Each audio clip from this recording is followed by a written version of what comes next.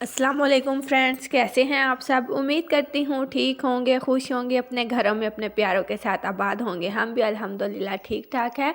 मिसबास kitchen में मैं आज आप लोगों के लिए लाई हूँ जो सब्ज़ चटनी होती है, हरी चटनी होती है, वो हम कैसे जल्दी बना सकते हैं। तो इसके लिए मैंने पुदीना लिया है, धनिया लिया है, लहसुन के कुछ जवे लिए हैं और साथ में 3 से 4 हरी मिर्चें और एक लेमन लिया है जो कि आपको नज़र आ रहा है। ये मैंने एक जग में डाल दिया।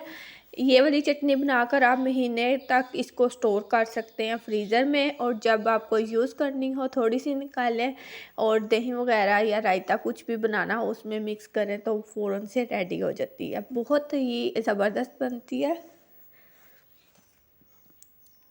अगर वीडियो रेसिपी अच्छी लगे तो लाइक किया करें। अब इसमें मैंने जो ज़ीरा है वो 1 टीस्पून शामिल किया, हाफ़ टी स्पून नमक का शामिल किया, थोड़ा सा पानी डाल के तो इसको ब्लेंड करेंगे अच्छी तरह। थोड़ा सा टाइम लगता है बट बहुत अच्छे से ये चटनी रेडी हो जाती है। तो इस तरह से इसको जग में डाल के अच्छे से हम ब्लेंड कर लेंगे। मेरे चैनल को भी ज्वाइन किया है तो काइंडली सब्सक्राइब करने के साथ बेल आइकन को ज़रूर प्रेस करें और शेयर किया करें वीडियो को ज़्यादा से ज़्यादा। कमेंट सेक्शन में दिया करें अपना फीडबैक।